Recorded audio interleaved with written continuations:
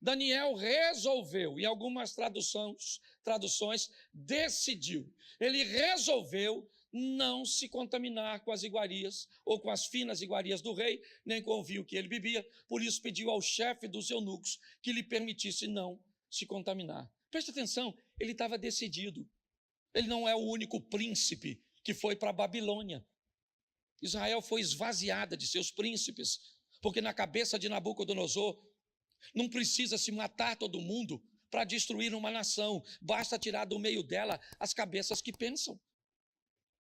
Faça que um povo desaprenda a pensar, faça com que um povo não desenvolva seu intelectual, e inevitavelmente, certo? Esse povo, ele não oferece resistência nenhuma. Nada, gente. Essa semana eu passei na frente do quartel ali na Avenida Brasil, está entregue às traças.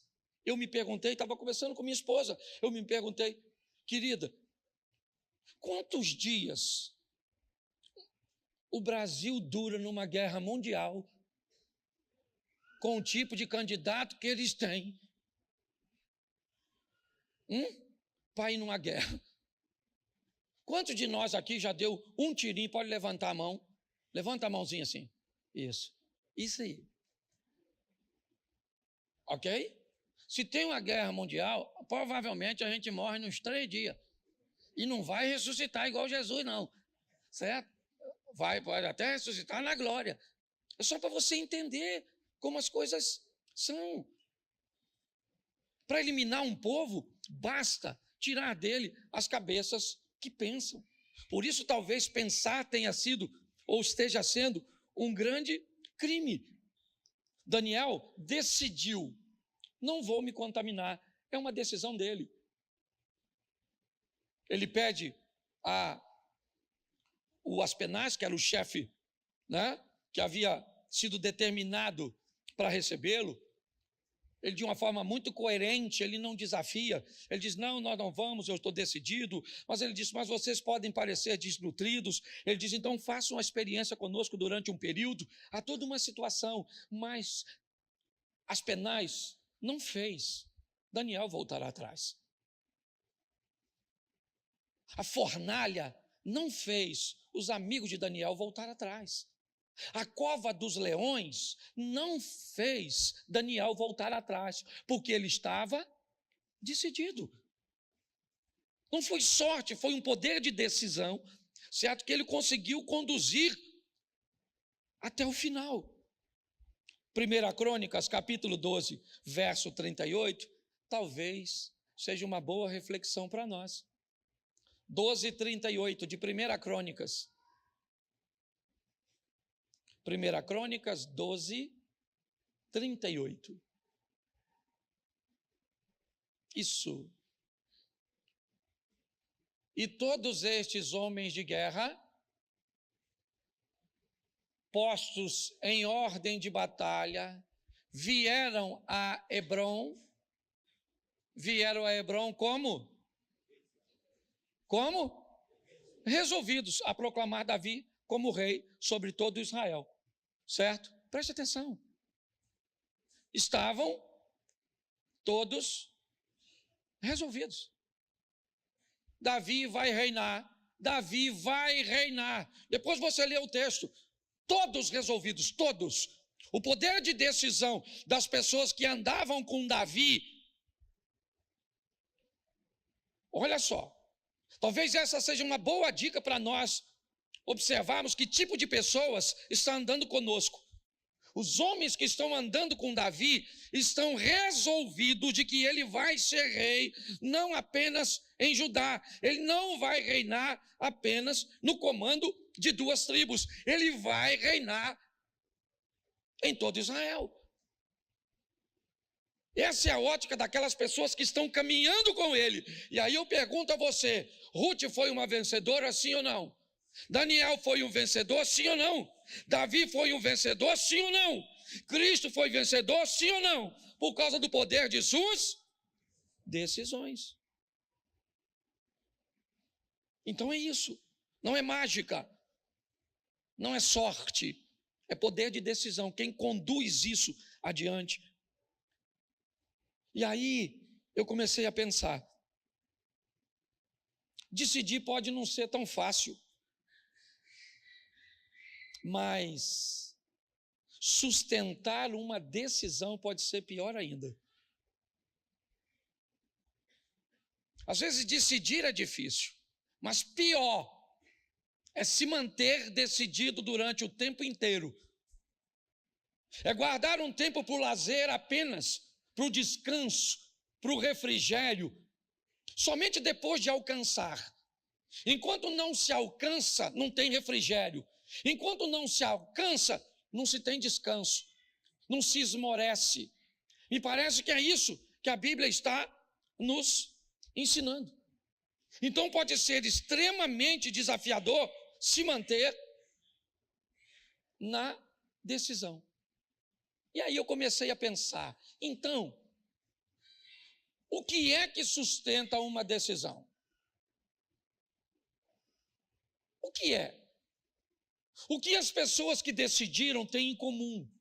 As pessoas gostam de dizer que os vencedores fazem o tempo inteiro o que os perdedores fazem de vez em quando. Quando elas vão avaliar a vida do vencedor e do perdedor, me parece que foi isso que elas encontraram. O vencedor, ele faz o tempo inteiro o que o perdedor faz lá uma vez ou outra, faz quando tem vontade, faz quando quer, faz quando bem lhe parece.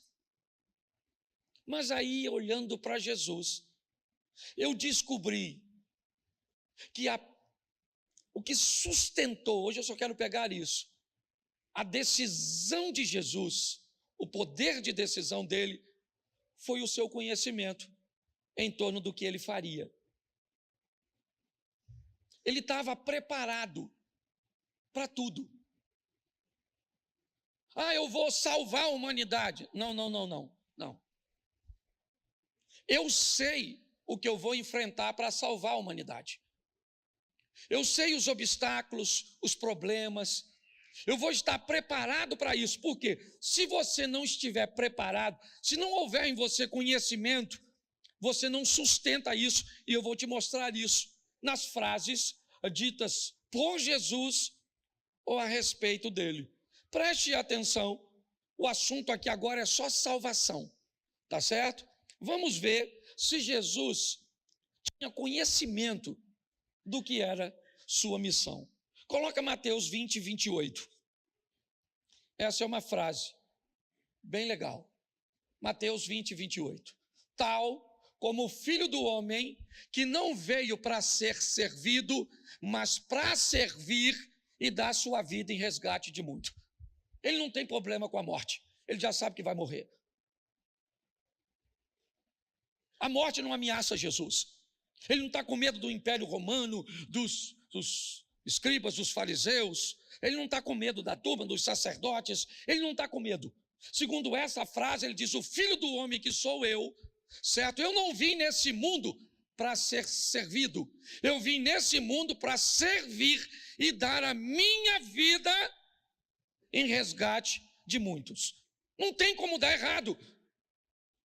Agora a pessoa vai, eu já vou falar disso, ela vai casar, mas não sabe sequer o que é casamento, não sabe o preço a ser pago.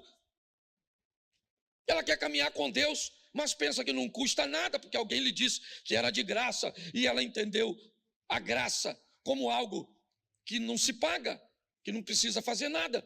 Então, quando ela entra, que ela começa a descobrir que há um preço a ser pago, ela diz, opa, ninguém me avisou isso, essa letrinha estava pequenininha. Eu não tenho condições de pagar isso. Aí você vai ter dois tipos de pessoa. Ou ela vai embora porque descobriu que não consegue pagar, ou ela permanece dentro, sem vida nenhuma com Deus, porque tem vergonha de sair. Então, quando nós olhamos, Jesus sabia disso. João 16, 7. Põe aí. João capítulo 16, versos 7.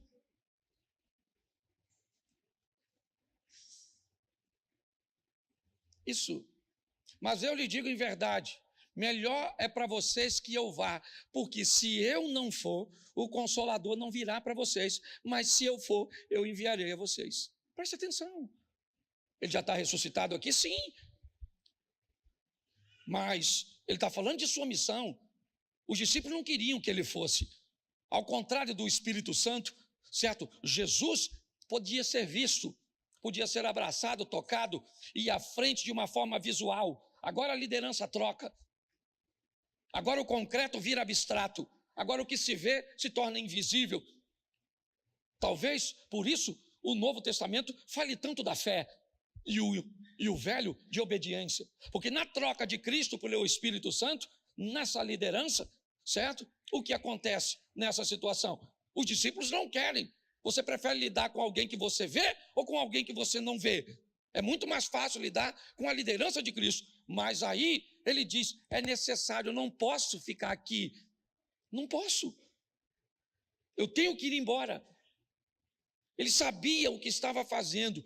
E esse é o motivo de seu sucesso. João 13, 21. João 13, 21. Depois de dizer isso, Jesus se angustiou em espírito e afirmou, em verdade vos digo, que um de vocês vai me trair. Ele estava caminhando com um traidor. Preste atenção. Ele não tem problema com traição. Ele não tem problema, sabe? Pessoas chegavam, pessoas iam. Durante a pregação de Jesus, pessoas iam embora e paravam de ouvi-lo, porque não estavam gostando do que eles estavam falando.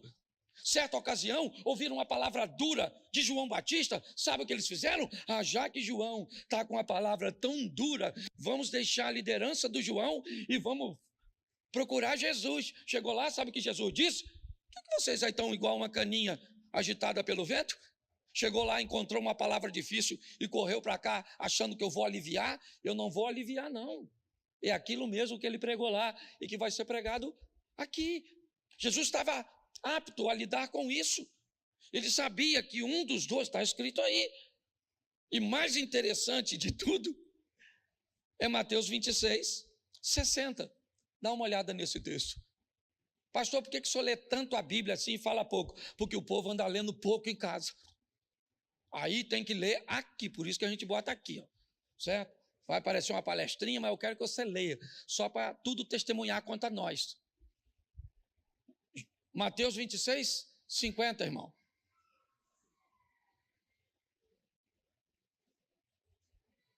Isso. Jesus, porém, lhe disse o quê?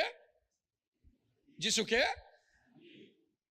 O que você veio fazer? Nisso, aproximando-se, eles agarraram Jesus e É fantástico. Se não fosse Jesus, eu diria que era um sarcasmo. Quem é que está chegando com os caras para prender? Jesus. O Judinha. Lá vem o Judas.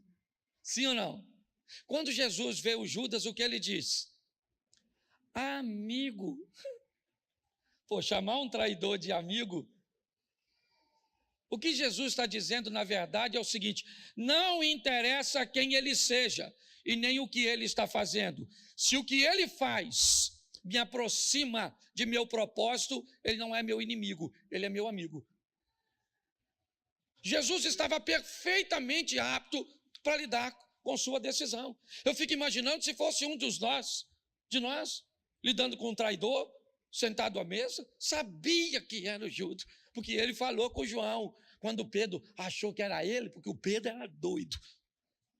Então, quando Jesus falou, tem um aqui que vai me trair, o Pedro ficou com medo de perguntar a Jesus. E Jesus falou, é tu, Simão. Aí ele jogou a bomba para o João, falou, João, pergunta aí. Aí o João falou assim, quem vai? Aí Jesus falou assim, é aquele que põe a mão comigo põe a mão comigo o local que estava botando a mão, todo mundo colocava. Então ele, mesmo assim, ele não denunciou o Judas, porque ninguém soube. Ele estava altamente habilitado, certo? Por quê? Porque ele sabia o que estava fazendo. E agora vem a minha mensagem. Essa era só a introdução. Agora eu começo a pregar. Certo? Porque eu estou só fazendo pergunta. E você tem conhecimento? Eu vou te fazer 2 perguntas e vou fazer algumas aplicações. Você está decidido a fazer o quê? É a minha primeira pergunta. E a minha segunda é: você está decidido a parar de fazer o quê? Porque provavelmente tem coisa que nós estamos querendo fazer e tem coisa que nós estamos querendo parar de fazer, certo? Então, a minha pergunta é o seguinte, deixa eu fazer aqui. Você está decidido a orar? Não precisa levantar a mão não, só estou usando exemplo. Ah, pastor, eu estou decidido a orar, mas não oro. Pastor, eu estou decidido a ler a Bíblia, mas não consigo ler não. Pastor, eu estou decidido a jejuar, mas não jejuo. Pastor, eu até decidi perdoar minha sogra, mas não consigo. Pastor, eu estou querendo melhorar minhas notas na escola, mas não consigo. Pastor, eu estou querendo arrumar um pretendente, uma pretendente, e não consigo. Pastor, eu estou tentando reconquistar a confiança do meu cônjuge, da minha família, eu não consigo. Pastor, eu estou querendo guardar dinheiro, mas não consigo. Pastor, eu estou tentando parar de mentir e não consigo. Pastor, eu estou tentando parar de trair, mas não consigo. Pastor, eu estou tentando parar de falar dos outros, mas não consigo. Pastor, eu estou tentando emagrecer e não consigo. Pastor, eu estou tentando parar de xaropar, não consigo. Pastor, eu estou igual a caipora, fumando tudo e não consigo. Pastor, eu estou tentando parar de gastar e não consigo. Bom, por que é que nós não temos força para levar adiante essas decisões? Provavelmente porque não sabemos muito a respeito daquilo que nós queremos fazer. Então eu peguei só 2 exemplos, certo? Para tentar te ajudar, porque esse é meu propósito, porque quando eu te ajudo, eu também me ajudo.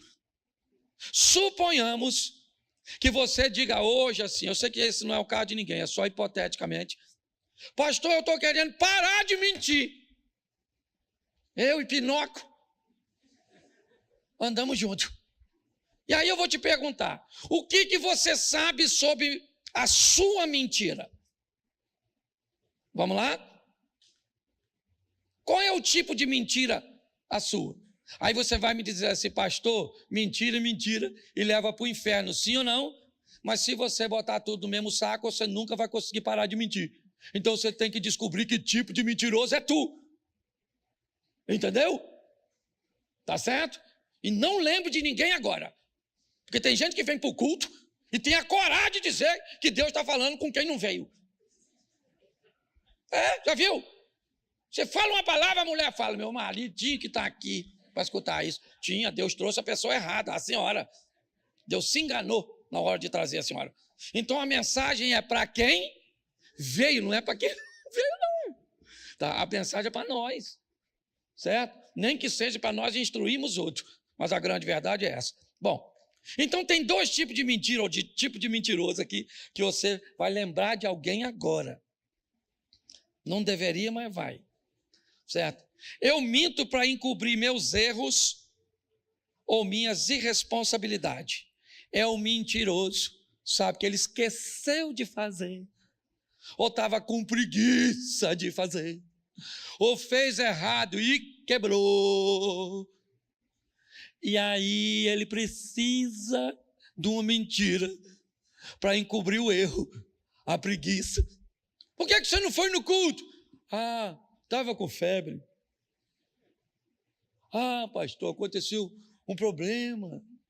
O que é isso? Isso é uma mentira para encobrir algo, certo? Que você se envergonha. Então você sabe que tipo de mentira você mais mente? Ô pastor, na verdade, a minha mentira não é essa não. Eu sou altamente responsável, tá bom? Não tenho responsabilidade nenhuma, nem erro, nem ando quebrando nada. O meu tipo de mentira é para eu parecer melhor e ser aceito pelas pessoas. Você sabe que eu já vivi isso quando era novo? Às vezes eu estava num ambiente e alguém lançava um filme no cinema e menino, eu assim, naquela época eu não lembro assim com quantas vezes eu fui no cinema não, porque o dinheiro assim era, pra você ter noção, eu tinha um sonho de comer aquela tortinha de banana do McDonald's. Olha o meu sonho. Sabe aquela música, o ladrão foi lá em casa, quase morreu do coração. Eu acho que foi composta lá quando eu morava lá na beirada do Rizia, lá com meu pai, lá que você trabalhava com o Valdir. Estou falando sério, uma casa tão apertada que para o sol entrar, nós tínhamos que sair. Não cabia nós e o sol. Mas quando alguém falava assim, viu o filme? Tal! Eu falava, vi, mas não lembro assim direito, que eu dormi. Naquela época, nós tínhamos vergonha de dizer que morava em Xerém. Quem saía, e se alguém perguntasse, nós morávamos em Petrópolis. Esse tipo de mentira, sabe aquela mentira para você, sabe, se sentir aceito, melhor. Você sabe que tipo de mentiroso é você? Se você não sabe, provavelmente você nem vai parar de mentir. Aliás, você já está dizendo que você não mente. Já está mentindo. Então pare e pense. O que você quer parar de fazer? Descubra como montar uma estratégia para parar de fazer de verdade. Não momentaneamente, mas de uma vez por todas, trazer uma transformação expressiva e significativa para a sua vida. O segundo exemplo é bem simples. Pastor, eu quero orar, mas eu não consigo. Eu quero orar. Olha só, eu minto e quero parar de mentir. Eu não oro e quero começar a orar.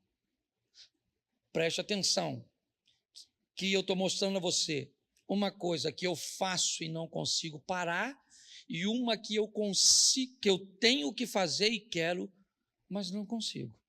E aí eu separei algumas coisinhas para motivar você a orar.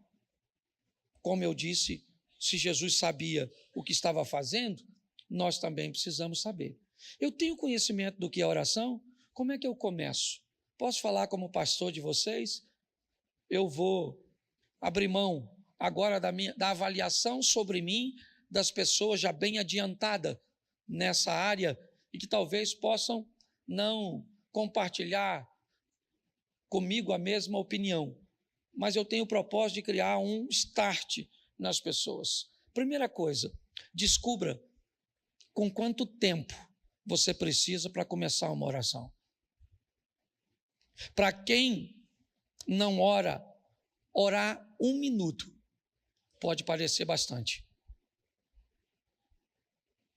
Então, se você quer começar a orar, descubra que o ideal é você começar entre 1 a 2 minutos apenas. Não se preocupe com quem está orando meia hora, diz que ora 3 vezes por dia. Não se preocupe com isso. Ok? Talvez por isso as pessoas não começam.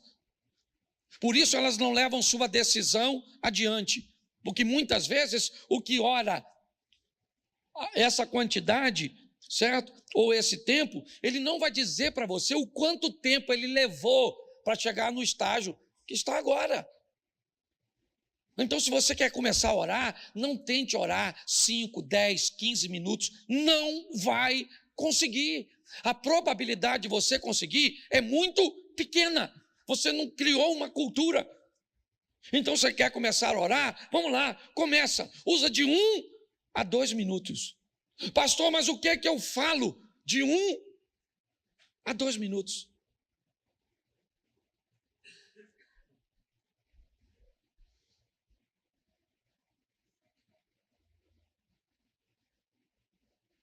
Começou no 17. Eu vou mostrar para vocês o que é 2 minutos. Imagine que eu estivesse orando. Ou você também. Tenta aí fazer uma oraçãozinha na sua mente. 2 minutinhos.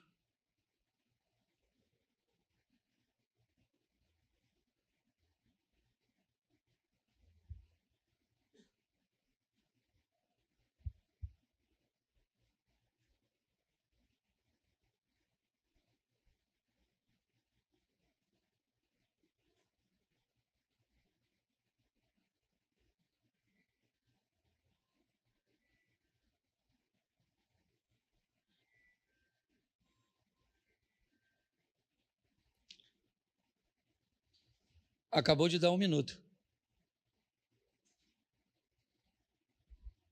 Você viu quanto tempo é 1 minuto? É tempo pra caramba. Se você não tem o hábito de fazer, você não vai conseguir. Por isso que você não consegue manter uma constância. Porque você está querendo conversar com um volume que você não tem condições. Segundo, você vai precisar de assunto. Como é que você vai orar sem assunto? Pastor, como é que eu consigo assunto? Inicialmente, é simples, escrevendo e lendo. Transforme sua oração no começo, num tempo reduzido, e faça de forma escrita.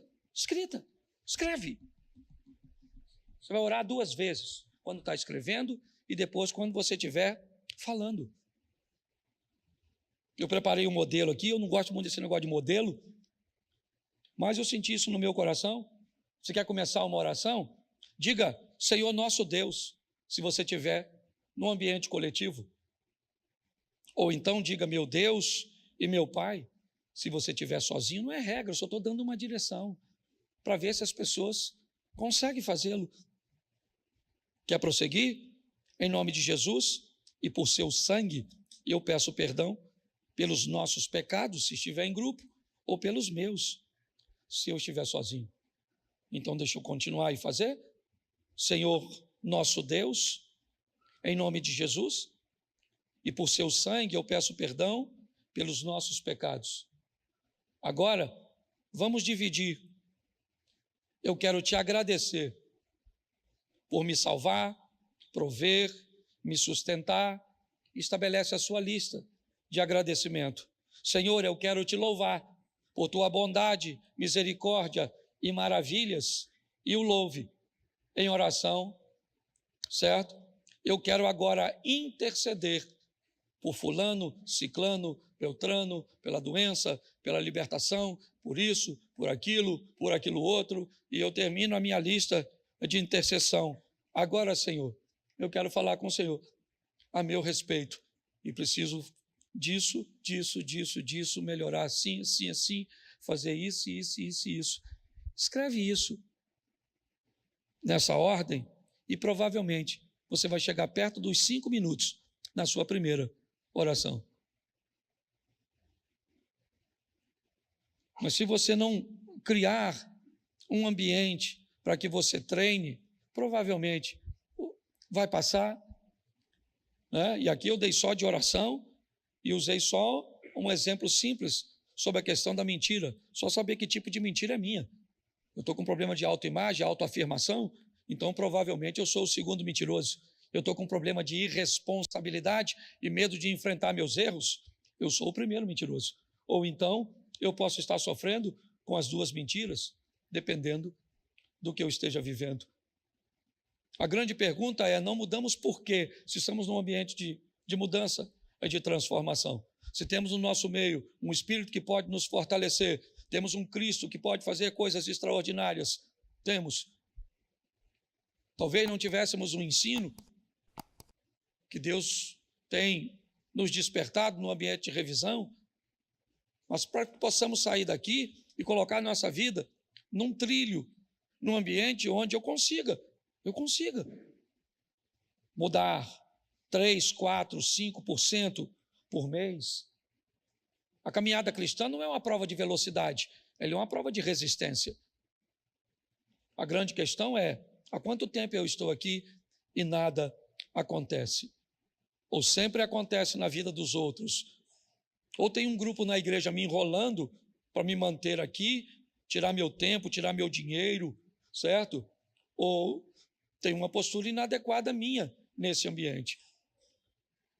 Então eu quero que você saia daqui entendendo, né, o seu poder de decisão. Eu vou me decidir isso, então tá bom. Eu deixa eu pegar aqui, certo? Eu estou decidido a melhorar minhas notas. O que eu preciso fazer para melhorar minhas notas? Se eu usasse esse exemplo, como é que eu faria isso para melhorar minhas notas? Eu estudaria? Sim ou não? Sim ou não? Mas isso me garante tirar boas notas? Só estudar? Não. Eu conheço gente que estuda pra caramba, mas quando chega na hora de fazer a prova, seu sistema nervoso é atacado de uma tal forma que a pessoa, certo, não consegue desenvolver. Eu conheço pessoas que dizem, pastor, eu estudei, no dia da prova, sabe o que aconteceu? Não caiu nada do que eu estudei. Nós estávamos ontem jantando na casa de meu cunhado, falando sobre essas questões de renovação de carteira de habilitação. Eu, quando fui renovar a minha, eu fiz aquele simulado lá, sei lá, umas 30, 40 vezes. Mas sabe o que eu fiz? Eu falei, Senhor, olha, eu estudei aqui lá e fiz uns 30, eu fiz um montão de vezes. Mas eu fico meio nervoso. Então eu vou pedir um negócio, Senhor, faz cair as coisas que eu estudei. É essa ajuda que eu estou precisando. Entendeu? Eu estudei pra caramba, mas se cair as coisas que eu estudei, aí eu tiro. Caiu quase tudo. Caiu umas que eu acho que eu não orei direito, mas eu consegui passar tranquilo.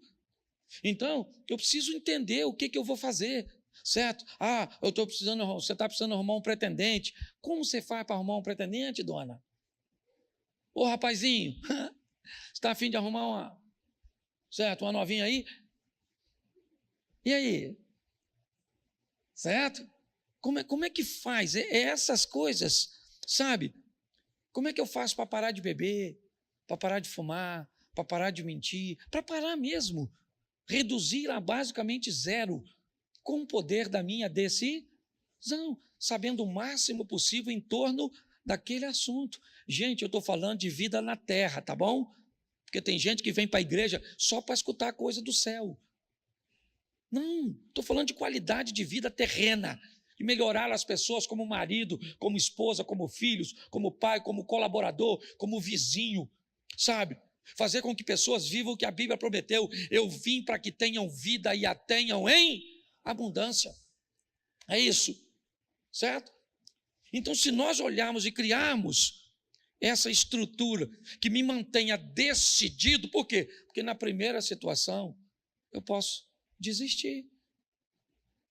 Na abertura do Casados para Sempre, eu encerro aqui. Uma das irmãs tomou a palavra e nos fez trazer à memória o sucesso da Torre de Babel. A Torre de Babel era um sucesso, estava dando tudo certo, eles se entendiam, a obra progredia, estava tudo certinho, sim ou não? Porque eles estavam a fazer o que Deus não tinha aprovado. E até uma decisão firme, certo? Quando ela se opõe, se ela for firme mesmo, pessoas podem até enxergar sucesso, onde o resultado final acaba sendo um fracasso.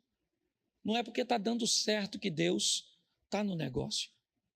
Eu acho que vale a pena nós levarmos isso para casa e refletirmos sobre isso. Fazer uma listinha, sabe, do que eu quero fazer uma listinha do que eu não quero fazer e pegar uma coisa do que eu quero começar a fazer e pegar uma coisa que eu quero parar de fazer e trabalhar essas duas coisas só, uma de cada vez, uma só. Obteve êxito nela? Beleza, agora eu vou pegar na minha listinha o segundo. Olha, agora eu tenho que perdoar. Nossa, meu pai fez isso, fez aquilo outro, minha mãe fez isso, isso. Eu quero perdoar e não consigo. Então eu vou trabalhar o perdão. O que que eu quero parar de fazer, certo? Eu quero parar de falar mal dos outros. Então, agora, eu vou trabalhar essas duas coisas. O grande problema é que nós pecamos ou erramos no varejo e pedimos perdão no atacado. Dobramos o joelho, fazemos aquele pacote belíssimo: Senhor, perdoa-me por palavra, pensamentos e obra. Sabe quando melhora? Nunca. Nunca.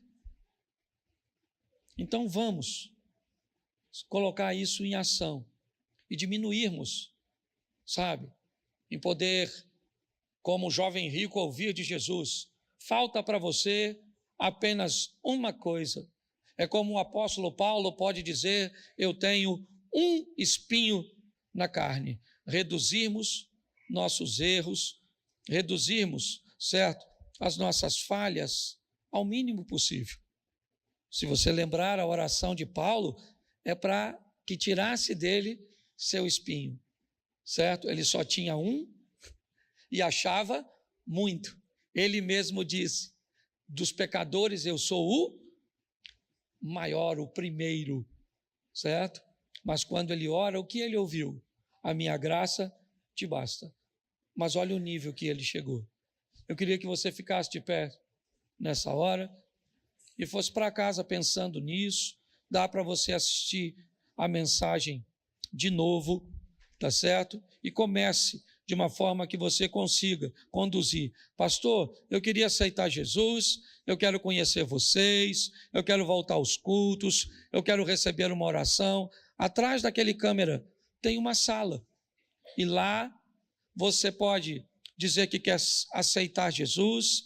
Por que vocês não chamam? Lá uma vez ou outra nós chamamos aqui, mas normalmente nós queremos pessoas decididas. Não queremos criar um ambiente para que você venha aqui à frente e no próximo culto você nem volte mais, porque tem situações que parece que ou é emocional demais de quem está ouvindo, ou é, às vezes, agressivo demais quem está convidando. Então, nós queremos que o Espírito Santo tenha liberdade de agir, de mover.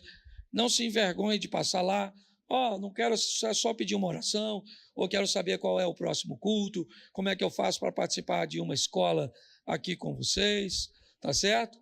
E tenha informações lá. Feche seus olhos.